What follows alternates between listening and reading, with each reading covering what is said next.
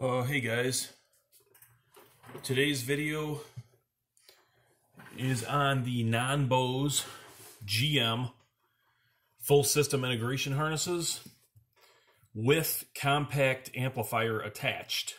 Okay, so this goes to the next level from the Non-Bose full system integration harnesses that I make, and I made a video for it.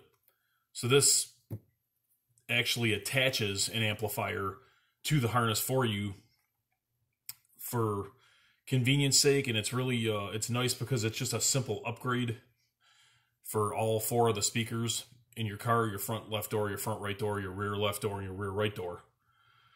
And again, this is for the Non-Bose GM systems, and there's four different types of Non-Bose systems, and we would have to determine which one is in your vehicle first. It's either going to be this green 16-way connector, this brown 20-way connector, or one of these two dual connector sets, gray and black, or aqua and beige. And it will work the same in all of them. It doesn't matter. There's always a main harness here like this, and then you're going to have these three wire looms that come off of it, 1, 2, and 3. Okay. So basically, I'm going to show you how the harness works in a real basic sense, and then I'm going to go through each of the four amplifiers that I'm offering with this kit, and I'll kind of give a brief synopsis what to expect out of each one, kind of the benefits and whatnot. Okay, so let's get started here. We're going to pretend like you have a green connector in your vehicle. So you have located the radio unit, you know, like behind the touchscreen or wherever in the vehicle. The GM's putting the radios in weird places now, and I will be able to help you find yours. So let's just say we located your radio and it's behind the touchscreen there or whatever, and you got a green and it's sitting in there like this. Your connector's sitting in the radio, and you got, you know, a wire loom coming out of it. You would just reach in there and pull it out of the green thing, and then you would click it into your, you would click it into your, the female end of your harness here, and then you would take the male end and go right back into the radio with it. Okay? So then you're integrated, and then you got these wire looms coming off. 3 of them. I'll get to what this small one is later, but these 2 main long ones are going to go from here. They're going to basically get plugged in now to your compact amplifier. One loom will go into one side, and then the other loom will go into the other side. And you're pretty much done at that point. You know, I mean, it's all plug and play pretty much for the most part. I'm going to go, like I said, I'm going to go through all these individually right now and tell you what to expect out of each one. So that's basically how it works. I mean, you just plug the harness into the radio, and then you take your wire looms here and you just plug them into the, you know, the ends of the amplifier. And then your speakers will be live and active. And then now let's and like I said, I'm going to get to this third wire loom here in a little bit, because that's something completely different, but this will come on all the harnesses. So the first amplifier that I'm offering for this would be got the boxes here. This will be the Sony XM400D, and this is 45 watts by 4 RMS. Pretty basic little amp here. You can see the size of it. It's pretty small, you know, like it's definitely the smallest of the 4, but it's definitely plenty of power. And we got switches here, 2-channel input. You got your high pass filters, your low pass filters, and it's pretty basic. And it's got a 15 amp fuse on it. So what that means is that this unit will run right off of, in most GMs, this will run right off of your radio circuit. So your power and your ground wire will be in the harness here. Don't even have to run the power wire to the battery on this one. It'll be in the harness, so that's 100% plug and play, guys, on that one. Okay, and like I said, you can see the size of it. So that would be that one. The next one would be actually what this harness is built for right now. I like to show the boxes here before I get the amp. This would be the Alpine Power Pack KTP 445U, 45 watts by 4 RMS. And this is very similar to the Sony one in that it just got the basic crossovers and gain controls. And you can see the size difference in this. It's a little bit bigger than the Sony, but still pretty compact. Will fit pretty much anywhere under the dash there in the glove box. Okay, and again, this is one that is 100% plug and play. You don't have to run a power wire to the battery or a ground wire. This will directly wire into your radio system, into your power through your radio circuit. So it'll look the power and the ground is in here already, and you don't have to run it. So it's completely done. And that would be the power pack. The next level up would be this Kenwood. Keep forgetting to grab the box.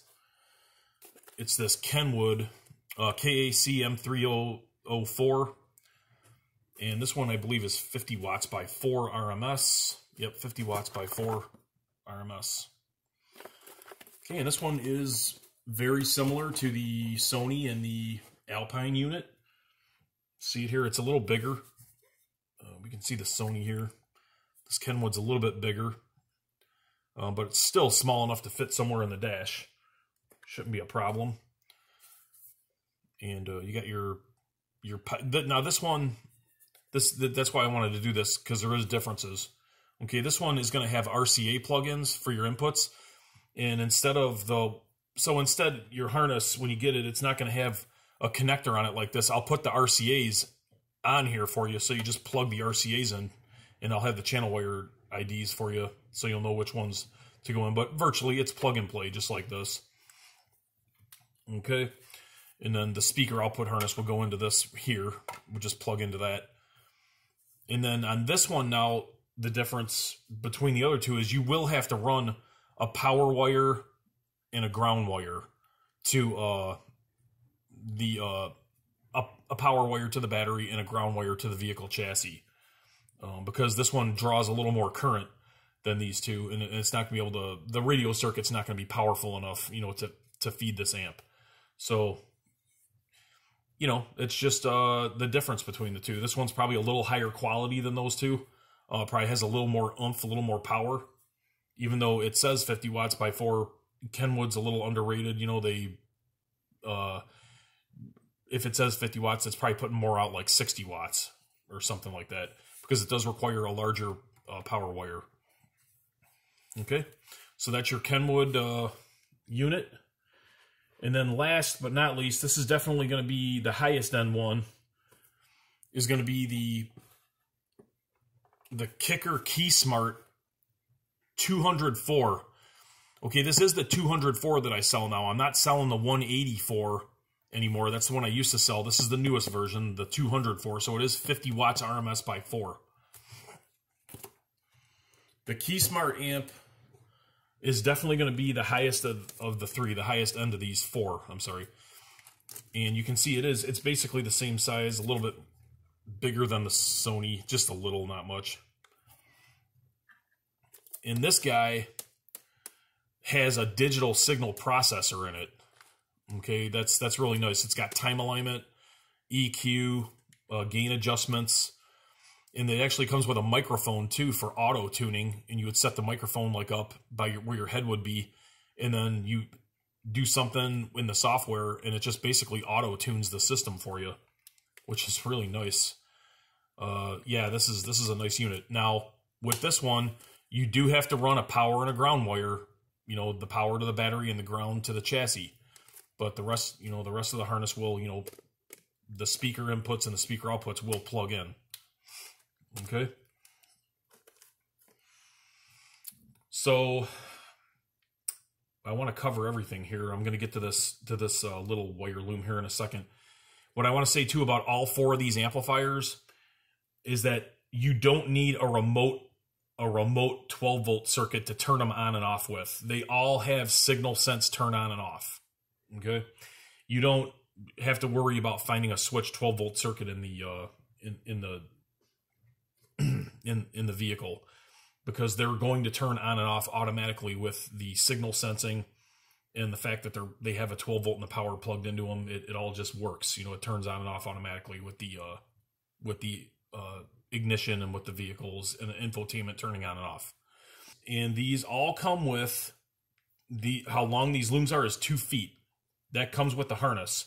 Some people like these wire looms extended because they're going to put it, like, you know, further away from the radio area, like down under the seat somewhere or wherever. I'll make these wire looms as long as you want them. Of course, it's going to cost money. You know, I mean, just let me know how long you're going to want these wire looms to be. But most of the time, these are long enough, you know, because these amps all fit somewhere under the dash there. You just got to kind of, you know, find a spot for it under there. And now we're going to get to this last loom here, this last wire loom that comes off. Stays close to the radio here. Well, what it's for is adding a subwoofer amplifier to the system. So you have leads, extra subwoofer channels to plug into the inputs of a bass amplifier. And in this case, this one is hooked up to a PAC LP72R. So that would be this guy here. So you got your stuff all plugged in, and then this would actually plug in to this unit here. Okay, and then now you got RCAs and a remote turn-on wire here for a bass amplifier. Now, I do offer about 5 different line converters. For purposes of this video, I'm just showing you this one. This is the PAC LP72R. And all of the line converters that I offer are going to be in the video description below. And by the way, all the pricing is going to be in the description below. This third one, I also offer to do this with just raw wire leads. You know, like 2 channels of signal, so that you can hook up your own line converter or go into the high level inputs of a bass amplifier. It doesn't necessarily have to be, you know, an attached line converter. I can just put the wire leads on for you. I just offer these as an option. My email is going to be in the description of the video below, and all the pricing is going to be in there. If you want to ask me any questions, I prefer that you email me because it's more direct. Okay, guys, thanks for watching.